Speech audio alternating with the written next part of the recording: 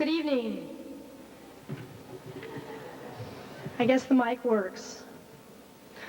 I want to welcome you all to Lake Forest College. I know some of you are members of the community, some members of the college, some people in the North Shore, and some of you have even traveled as far as Green Bay, Wisconsin. But I do want to extend you a welcome from Lake Forest College. I'm going to lay a few guidelines down and then introduce the person who will be introducing Anita Hill. I'd like to take this opportunity to thank the community for its support. This evening was possible because of many people's time, energy, efforts, overtime, and more energy and efforts. I'd especially like to thank the 30 groups or so who gave money to make this evening possible. And a special thanks I'd like to extend to Diane Hightower, the Director of the Office of Multicultural Affairs. She essentially encouraged me to keep going even when I thought it was impossible. This summer when I wrote a letter and she said, go ahead, write the letter, pour your heart out, and see what happens. And here we are this evening with Anita Hill as our guest.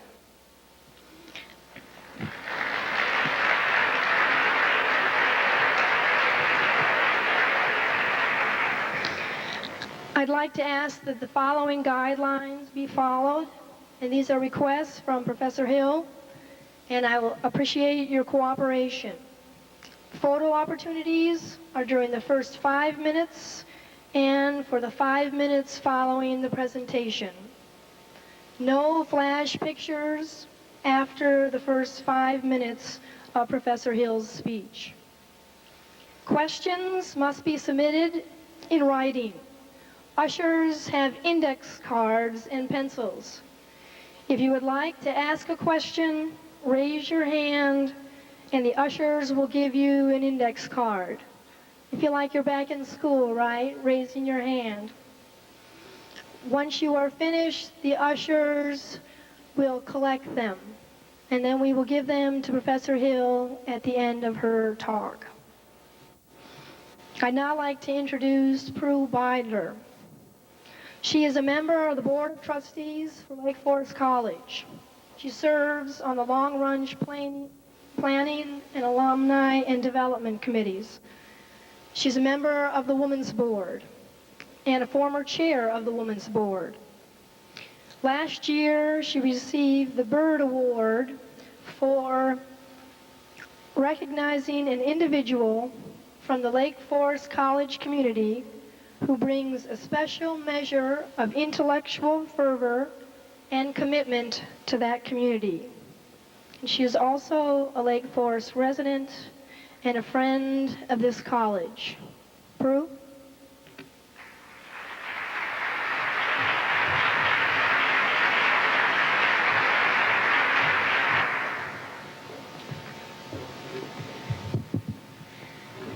Before I introduce Professor Hill, I'd like to thank Lake Forest College, President David Spadafora, and especially Professor Carolyn Tuttle for organizing this wonderful event tonight. Professor Tuttle is chair of the college's Sexual Harassment Hearing Board. It's really her vision and energy which assured the success of this lecture this evening. I have to tell you, I suggested that we remain in the chapel where it was originally scheduled because it would be so nice to be a big crowd. This is the right move, Carolyn. You made the right decision. Professor Anita Hill will now speak on the history of sexual harassment and the abuse of power. Let's welcome her.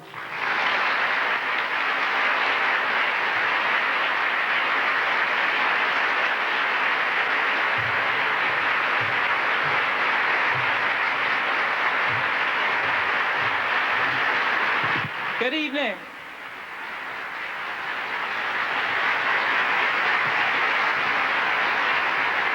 Good evening. You know, this reminds me of being in class. you walk in and you say good morning or good afternoon, and the students know that the next thing out of your mouth is a question, so nobody responds. But this is an easy one. This is one we can all respond to. This is not a hard one. Good evening. Thank you, thank you, thank you. This is indeed a pleasure for me to be here at Lake Forest. This is my first visit to Lake Forest. And I have to say that I was very pleasantly surprised when I thought 35 miles north of Chicago. I didn't quite know what to expect, but I didn't expect quite such a lovely place. I want to thank Prue for that warm and gracious introduction, and I hope that I'm going to be able to live up to her words in high praise. And I certainly want to thank Carolyn Tuttle. She did write a very inspiring letter to me, and she wrote it in the middle of the summer when I was kind of getting ready to move, and I was changing houses, and I just didn't want to deal with anything. But it was remarkable enough that I did pay attention to it, and tonight I am the better for it. I want to thank the Lake Forest community, the college, all of you here tonight, and those of you who have sponsored this program. It's a pleasure for me, interestingly enough, to be able to speak to you about something that, of course, is very dear to me, very important to me. And that is an effort that I think this society must make to stop abuses of power, the same kind of abuses that we have been reading about and hearing about in the press today. As I say, use the phrase abuse of power and a history of abuse of power, I think about how tragically relevant the topic is today. And it's tragically so, because we want to believe that in 1996, we are living in an age of enlightenment and of awareness and of raised consciousness. But unfortunately, we are still living in a world and in an era, and many people are functioning in a world where some people still, as they said in 1991, just don't get it. And it sounds like a trite and trivial phrase, but in some ways it's the only way to capture it. Some people just don't get it. And I think people don't get it because, one reason I think people don't get it is because we don't really understand the history of it. And we believe in a lot of the myths about sexual harassment instead of the reality of it. Tonight I want to talk to you a little bit about the history of abuse of power in the form of sexual harassment and sexual abuse. I want to talk with you a little bit about our present, and I even want to talk with you some about our future. Because I'm looking out in the audience and I'm seeing some people who are my age. I'm seeing some people who are a little bit older. And fortunately, I'm seeing a lot of faces of people who are much younger. And when I look at those faces, those are the faces of the future. And they're going to be living and working in the world that we leave to them.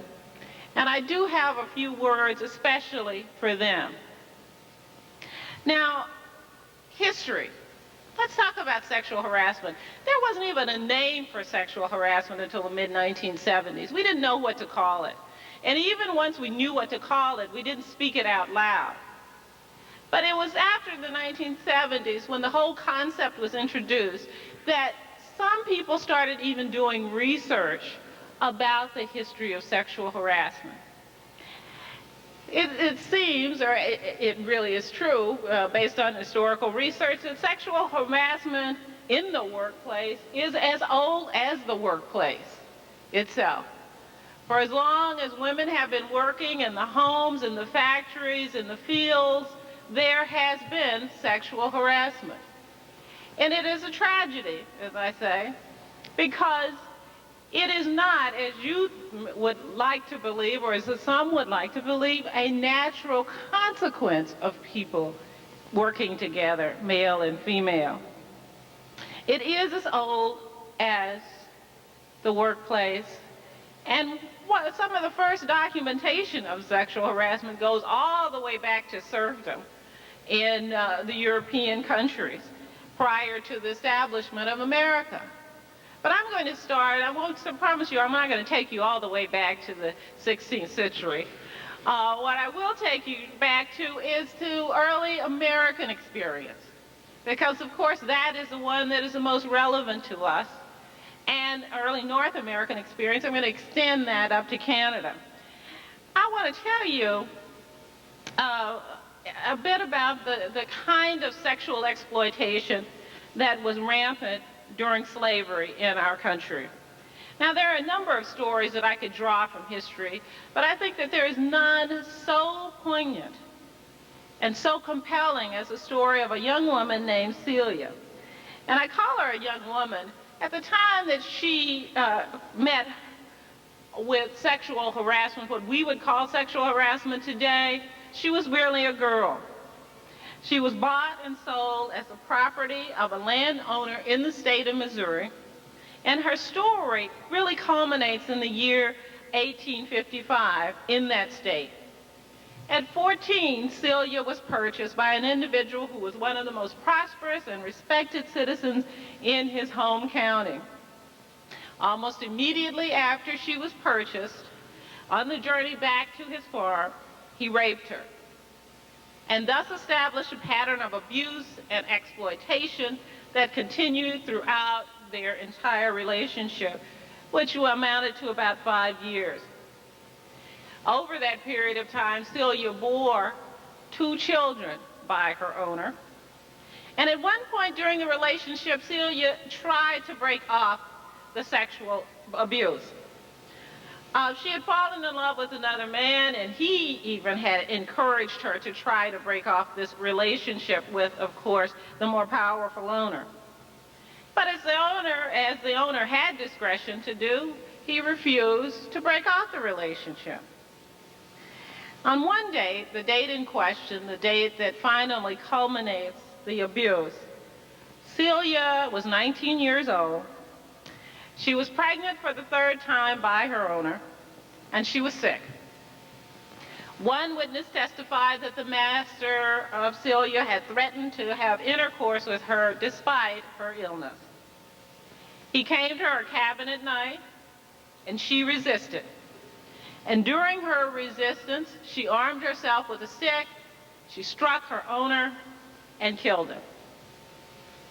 And that doesn't end the story, of course, because Celia was a slave, and she knew that by killing this individual, the white farm owner, that she would, in fact, be punished to death. So in order to cover up her crime, she dismembered his body, dismembered place. And for days, there was a search. Ultimately, one of his bones was discovered in the ashes from Celia's fireplace, and she was arrested. And after an extended jail sentence or jail stay, she was tried for the murder of her owner. Now, interestingly enough, Celia did have a defense. And to the credit of the state defendants, public defendants system that was in place in the state of Missouri at that time, her defense was sincere and rigorous.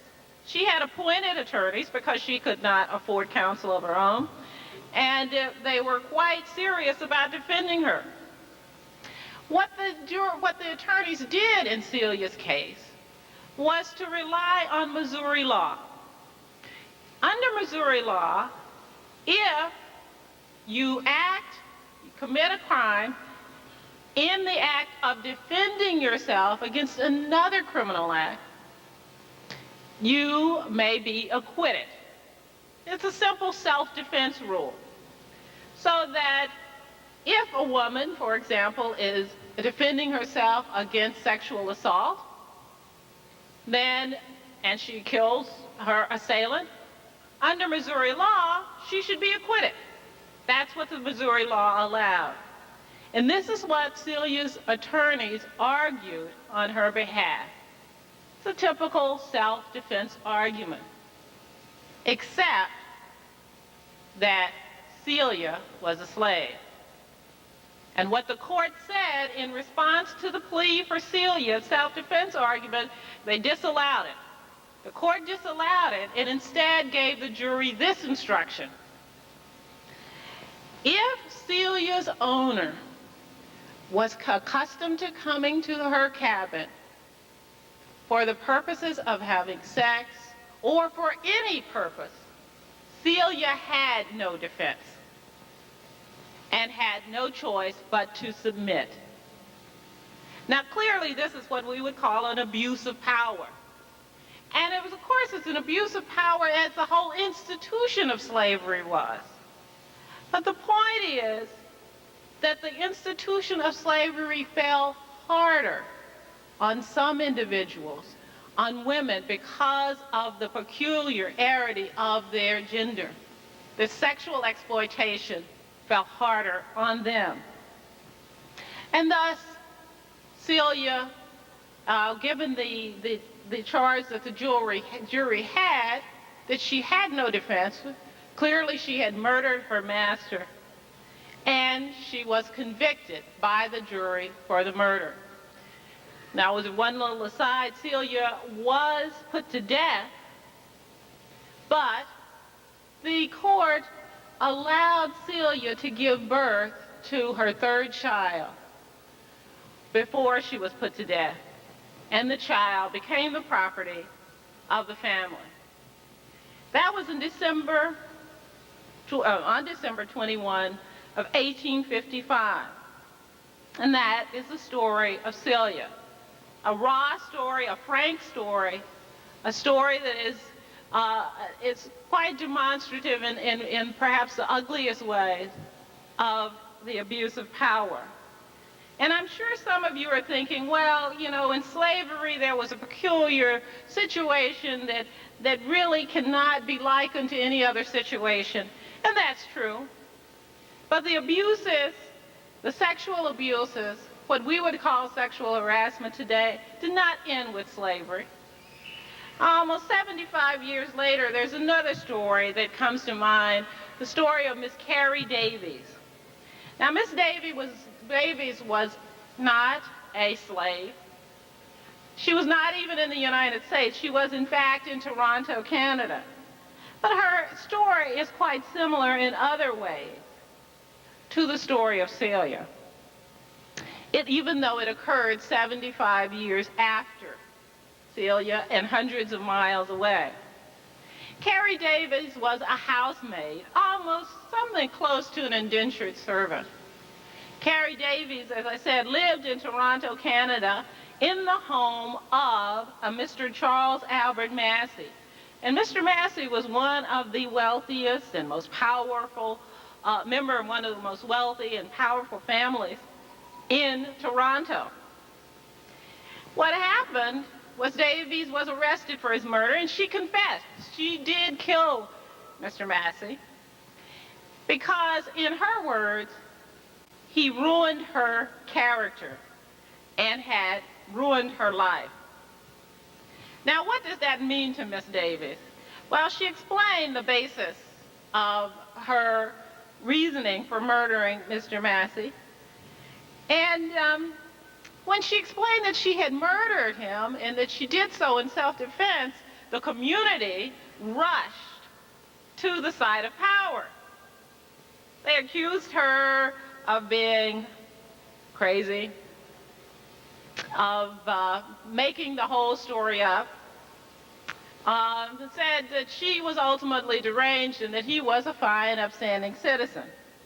And I think most of us have seen that happen before, at least in one case, where accusers are then accused of being deranged themselves and become the victims all over again. But after her arrest, Davies told her story. And again, her story is a powerful story, but it is a story also about abuse of power. Massey had attacked her one evening in the home that she was living in as a housemaid. She had fled the home, And she'd gone to her sister's home. Her sister was also there from England. The sisters had come over to be servants in Canada. The sisters had been making enough money to try to return home, but also to save money to send back home to their family. When she went to her sister's house, her sister convinced her that she had no other choice but to go back to the Massey home. So Carrie Davies goes back to the Massey home after the attempted attack by Mr. Massey. She spends the night sleeping in the cellar. She is so afraid. She has returned, she says, because she's afraid she's going to lose her job otherwise. She sleeps in the cellar, and she avoids him until he leaves for work the next day. But the entire day, she's contemplating his return. And she is so fearful that in contemplating his return, she hears him approaching the house. She arms herself with a gun, and she shoots him.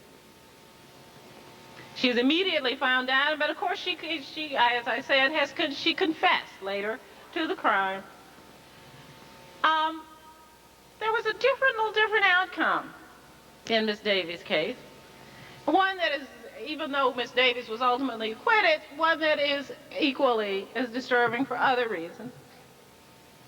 The trial in Carrie Davies' case caught the public attention and divided a community.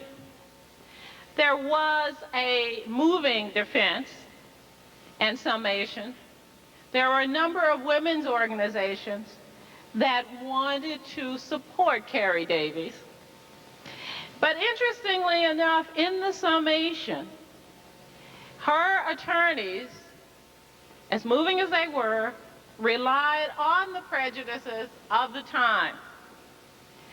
And they urged that Davies' act of murder was merely an attempt at self-defense to preserve her priceless and crowning jewel of womanhood. She was acquitted. She was acquitted after only 30 minutes of deliberation by the jury. However, before she was acquitted, she had to submit herself to a medical examination to prove her chastity. And it was only because the jury found that she had something worth protecting that Carrie Davies was acquitted of the charge of murder. Now, if you think about Celia and you think about Carrie Davies, these two women are very much in the same situation. And the only difference is that society had determined that Celia had nothing worth protecting, but that Carrie Davies did. Her own personal dignity was not enough. She had to prove that she was worthy of respect. Now, both of these situations involve blatant abuses of power, not only in the workplace, but if you think about it, abuses of power in the legal system as well, where women are told that they have to show that they are in fact worthy of the protections that other people take for granted. Now, I want to move you a little bit back in time, because you think of Carrie Davies' situation, you think of Celia's situation, and you think there are always these ways to distinguish and say, oh, but that's not really like what happens. These are just stories that happened, and they're just rare and inconsequential in the grand scheme of things. But in fact, it's not true. As early as 1908, Harper's Bazaar magazine published a series of letters from young women who had come to the cities to find work and more often found what we call sexual harassment. 1908. Now you think about 1908, that was almost, 100 years ago. These women were telling their stories 100 years ago, but no one was listening. And it was not random, it was routine. It's not esoteric, it was blatant. One woman's name was Elizabeth Hasanovich. She wrote a letter about the fear she had of her boss, who had attempted to rape her. And she writes, and I'll quote, I felt what that glance in his eyes meant. It was quiet in the shop. Everybody had left, even the foreman. There in the office, I sat on a chair. The boss stood over me with my paycheck in his hand. And he spoke to me in a velvety, soft voice. And nobody was around. And I sat trembling with fear. It was clear to Elizabeth Hasanovich what she would have to do to get the paycheck from her boss. She fled. And she writes in her letter that she never even returned, not even to pick up her paycheck. And those are the situations that many women were faced with as early as slavery, as early as indentured servitude, as late as 1908, and on through the century until even today, as we know. Elizabeth Hasanovich said something also very poignant in her letter that she wrote. She said, and she speaks really of hopelessness in the face of the power of the man with the paycheck in his hand. She said, if only I could have discredited that man so that he couldn't do this to another girl. If only I had some way to complain about him in court. But that was 1908. And there was no way to complain about him in court. And even as late as 1964, in this country, when sexual discrimination in employment was banned as a violation of civil rights, there was very limited ways of complaining about this behavior in court. And even in the 70s, when the concept of sexual harassment was introduced, the courts resisted the kinds of claims that these women were bringing.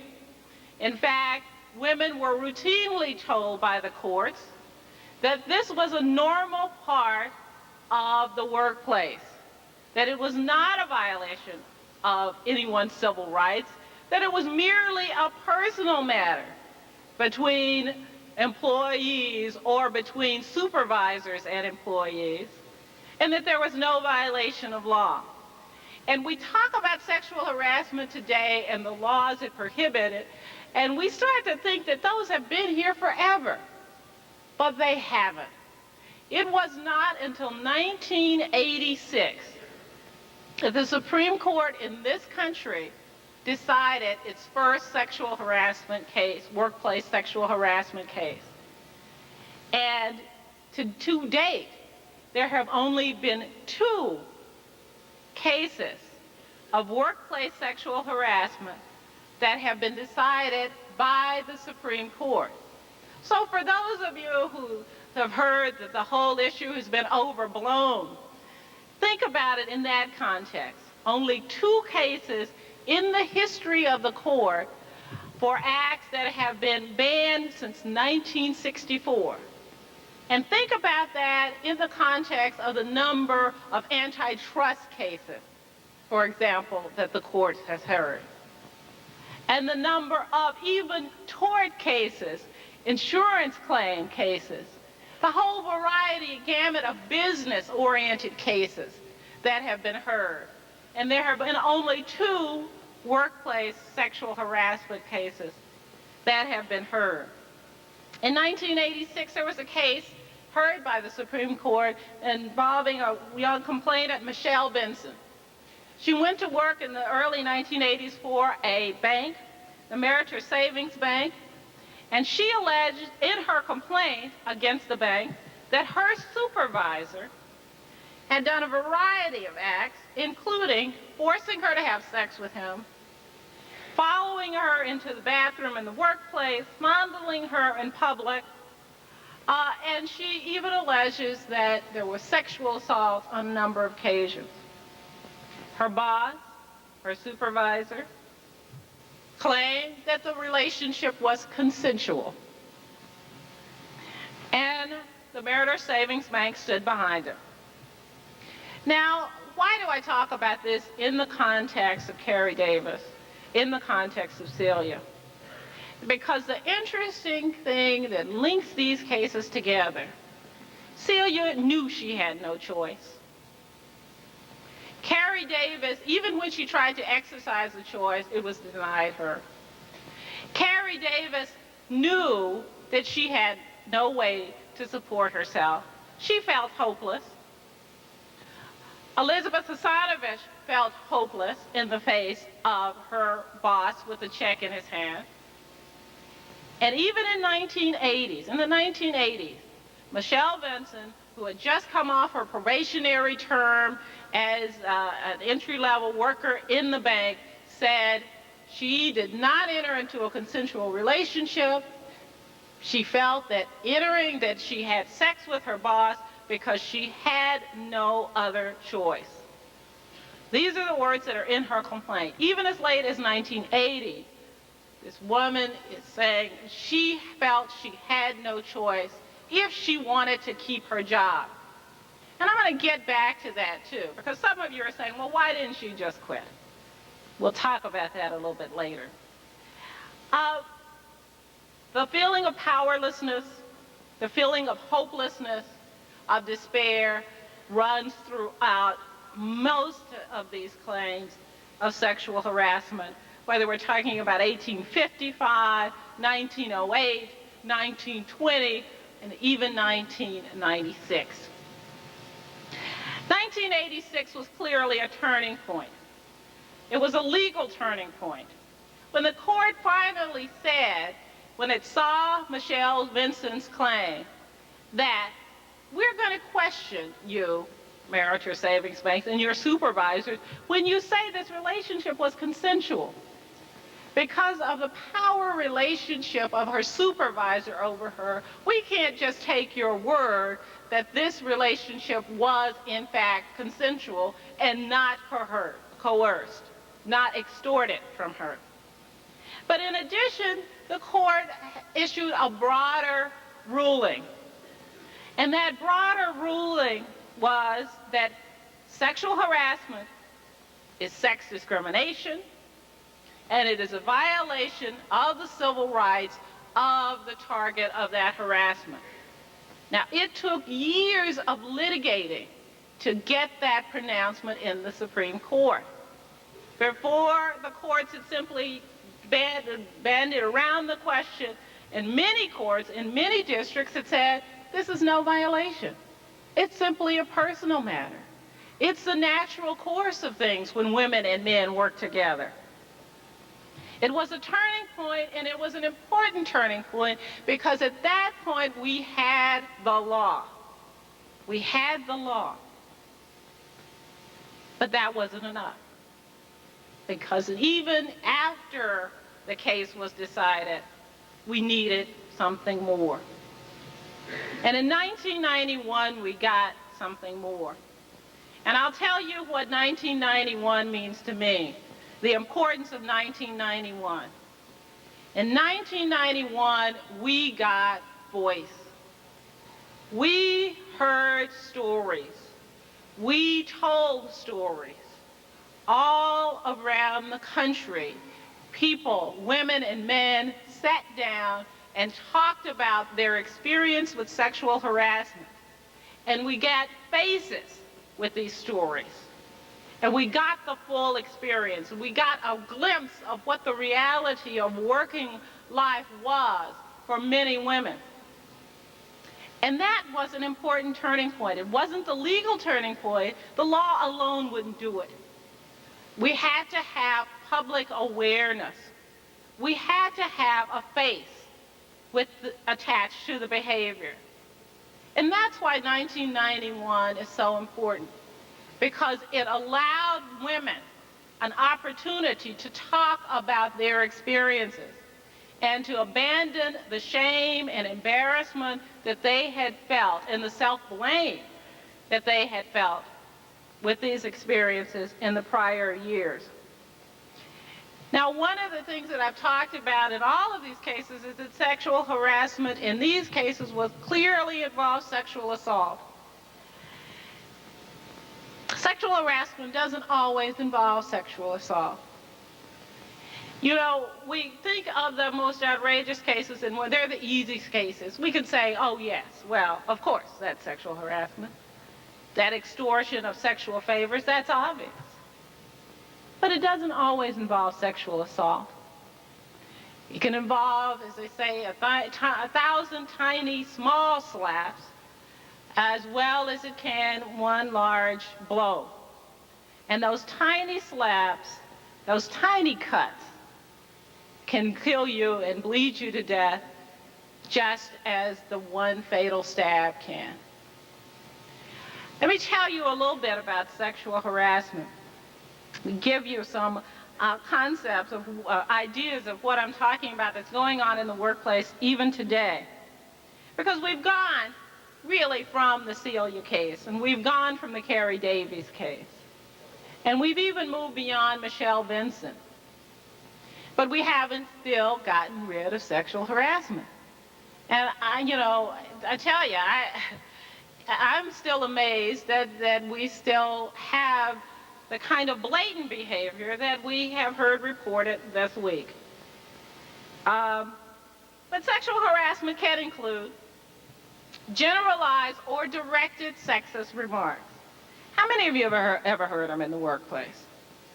Women are constantly put down, not being as good, as intelligent, and it becomes even worse, the derogatory names. In the Mitsubishi case, one of the things that the complainants named in their complaint against the Mitsubishi Corporation was that women were routinely referred to as sluts and whores on the work line. This kind of language, which continues and affects the person's ability to interact in the workplace, is sexual harassment. It doesn't have to be sexual assault. And this does have an impact on the workplace. Sexual harassment can be a continuous or continuum of come-ons that are offensive and that are unwanted. It doesn't have to be sexual assault. They can be, they don't have to even be associated with any kind of sanctions. They're continual, they're nuisance, they're unwanted, and they don't go away. That can also be sexual harassment. Sexual bribery, of course. We think about it. If you have sex with me as your supervisor, someone says to you, you will be able to get all these perks. That's sexual harassment. Sexual extortion or sexual coercion. Sex coupled with threats, of course, is sexual harassment. And of course, the behavior escalates often. Includes groping, fondling, grabbing, and then, in fact, can include sexual assault. And there are probably people out there saying, well, that's so rare, why do we even worry about it? We worry about it because reportedly 7% of the claims of sexual harassment involve sexual assault in the workplace. In the workplace. We're not talking about on the streets. We're not talking about in what we would think of as dangerous areas. We're talking about women going to work and 7% of them being sexually assaulted. As I said, in 1986, we reached a turning point. It was a turning point in our understanding of what abuse of power was in the court. And in 1991, we also reached a turning point when women and men began to speak about what others had suffered in silence with. In 1986, a legal turning point. In 1991, a grassroots response. And what we did with the grassroots response was to help separate the myth about sexual harassment from the reality of the experience. But to list some of these myths, and I want you to be honest with yourself. I want you to think about this. How many times have you used these kinds of myths to explain away offensive behavior that you saw or experienced and said nothing about? Now, I'd like to believe that every one of you in here objected to bad behavior when you saw it. I'd like to believe that, but unfortunately, I know that the reality is quite different. Let me give you myth number one. Sexual harassment, and this is a famous line from a famous woman named Phyllis Schlafly. Sexual harassment is not a problem for the virtuous woman. Not a problem for the virtuous woman. Well, let me give you some statistics. 40 to 60% of all working women have or will experience sexual harassment. 60% of the college students will experience sexual harassment. And many times, and especially when they have graduate students, the sexual harassment comes at the hand of an advisor. 80% of adolescent girls, girls between the ages of 12 and 19, will experience sexual harassment. Now, I think in that group, we can probably find many virtuous women in those groups. Some of those women are virtuous. But more importantly, why should our virtue be defined by our abusers? It should not. So it doesn't matter whether you're the virtuous woman or not. You are not to blame for sexual harassment. Moreover, it is a violation of your civil rights. The court said so in 1986. It continues even today to say so. Second myth. And think about it. Have you heard it? Sexual harassment is merely romantic, quote, natural attention gone awry. It's simple. It's so easy. Men and women together, you put them together, they can't help themselves. It's just the natural way of things. Well, first of all, there's very little, if anything. There's no romance involved in sexual harassment. Unless you find, remember when we don't see this anymore, and I'm really glad, and we have advanced as a society. Remember when you used to see the cartoons about the cavemen who clubbed the women over the head? That's about the level of romance of sexual harassment. There is nothing romantic about it. In fact, when people who have experienced sexual harassment describe it, they use words like painful, sickening, embarrassing. They say that it takes away their self-esteem, their confidence in their work, makes them hate going into work. It results in physical responses, including headaches, chronic stomach pains, and the list goes on and on. There's very little romance intended, and there is no romance in terms of what is received in the form of sexual harassment. It is not about cooperative sexual interaction. Sexual harassment is the third myth. Sexual harassment is a tool for disappointed women, either those who have been spurned professionally or socially. It's a tool that they use to get back at the supervisor or the co-worker. Now, you've heard that, haven't you? But the reality is that sexual harassment more often than not goes unreported. It is not a spiteful, vindictive tool. In fact, most of it goes unreported. Over 90% of it goes unreported. It is not the retaliatory device that people claim it is. In fact, most women, the majority of women who bring claims, say the only thing that they really want is for the behavior to stop. They just want it to stop so that they can do their jobs. And for those of you who like statistics, I will tell you that the statistics show that only 3% of the claims that are brought are completely unfounded. Only 3%. Yet we want to develop a policy of sexual harassment that is aimed at the 3% of cases that are unfounded instead of the 97% that go unreported.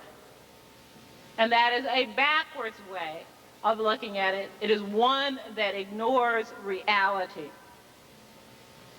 Now, the final myth, and I want to talk about it, is this one. I mentioned this earlier. Women who, this is sort of a double myth. Women who experience harassment can put an end to it by just saying no, just like the kids with the drugs. Just say no. Harassment goes away, everything is fine, the workplace goes back to normal. The other part of that myth is that they ought to just quit. They should not put up with that. They shouldn't live through it. They ought to just quit those jobs and go on to someplace else. Well, let's talk about the first part of that myth. Very often, what we have found is what is sexual harassment? It's not some romantic intention that has gone awry. It's an abuse of power. Person who abuses power is not going to be put off by mere resistance. They're going to have some higher power to stop their abuse. That's one thing. So it is not within the control of the women who are targeted for it. Most times, and in many times, when there is an attempt to stop, the behavior escalates. In some 40% of the cases, I believe the statistic is, the behavior escalates. Doesn't even stay the same. It escalates in even worse behavior. Now, the second part of that is that if you're being harassed, no job is that important, you ought to just quit. Well, first of all, who's to say if 40% of the women, 40 to 60% are experiencing it, who's to say that the next workplace isn't going to be as bad? And what you're talking about is that you should give up, what you're saying is you should give up your opportunities. You should give up your dream. You should give up the job that you care about because of somebody else's bad behavior.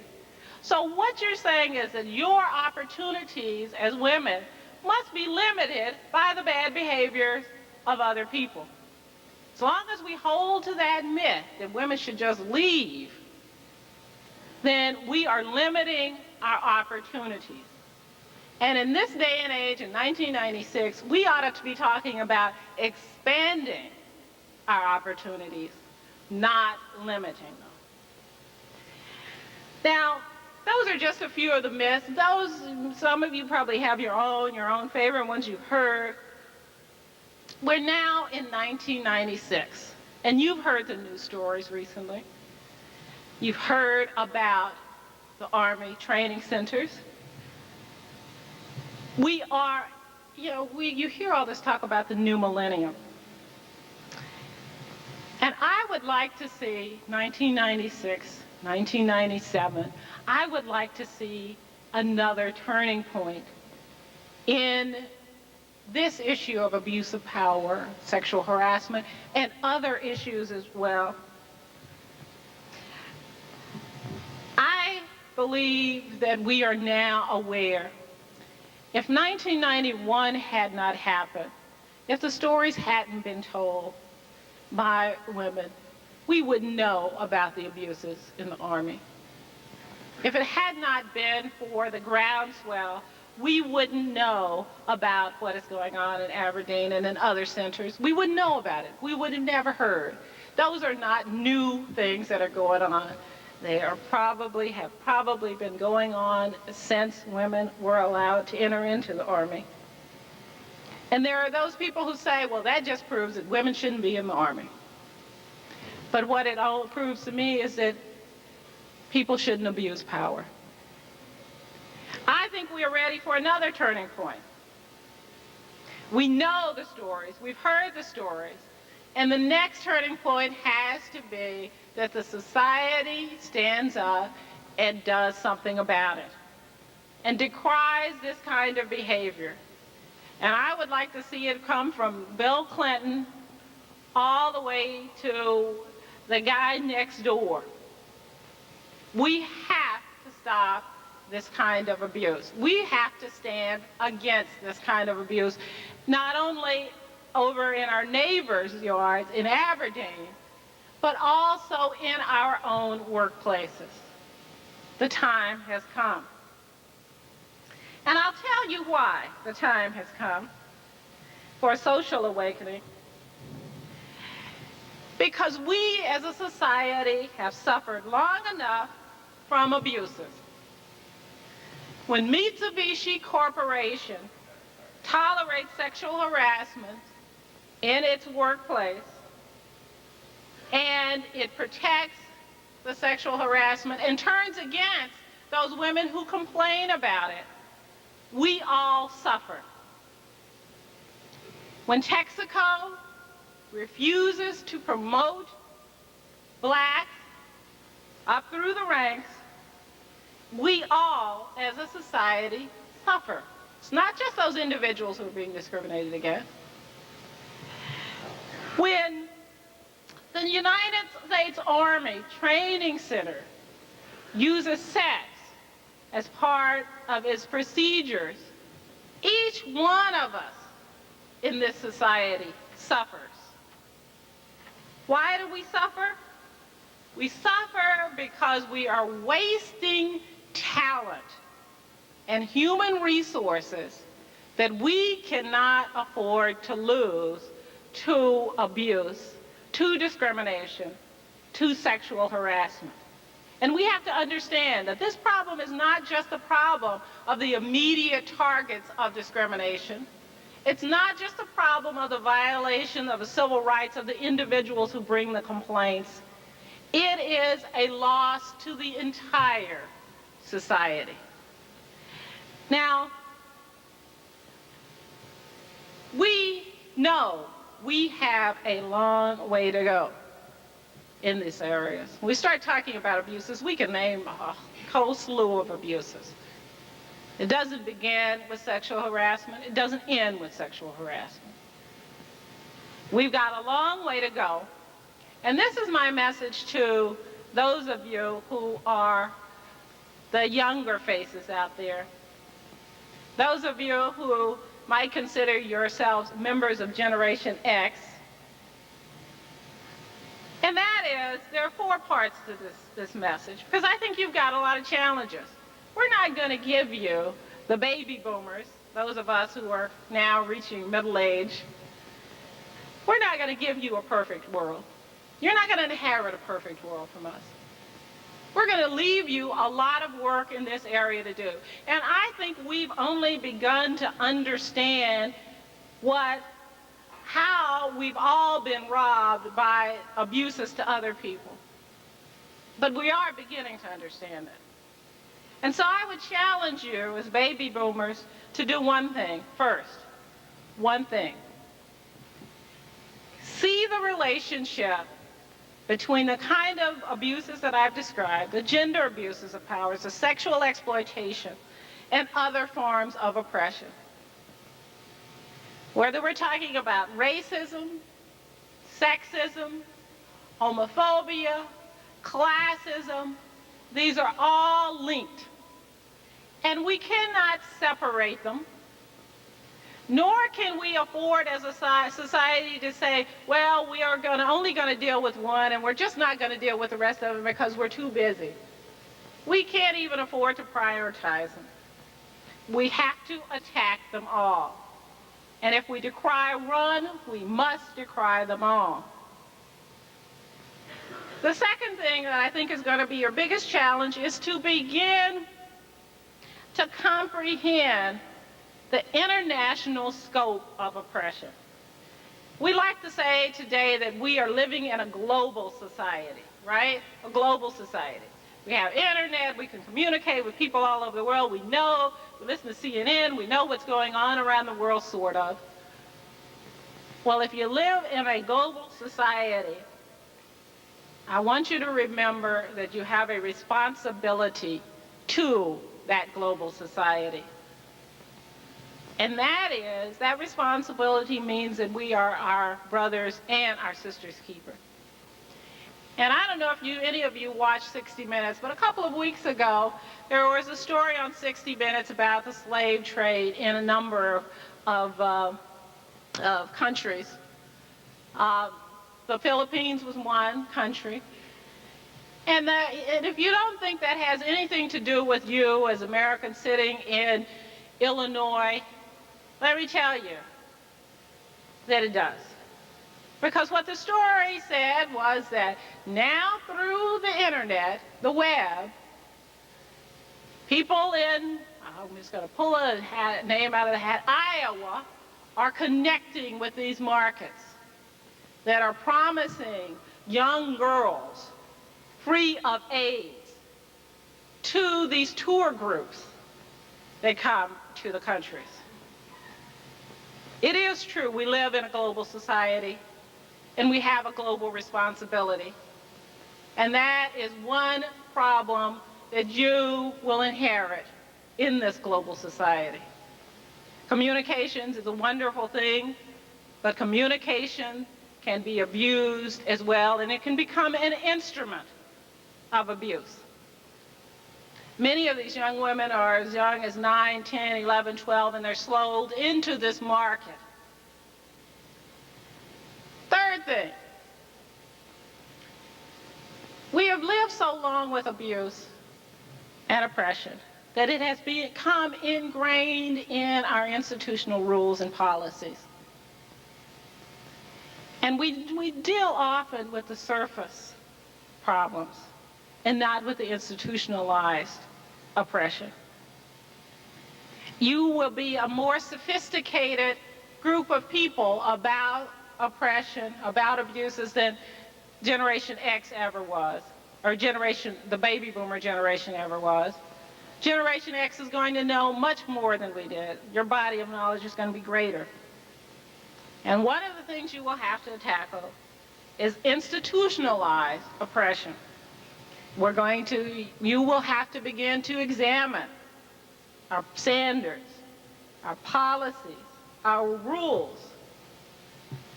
And I hope you'll examine them with a mind toward shared opportunity.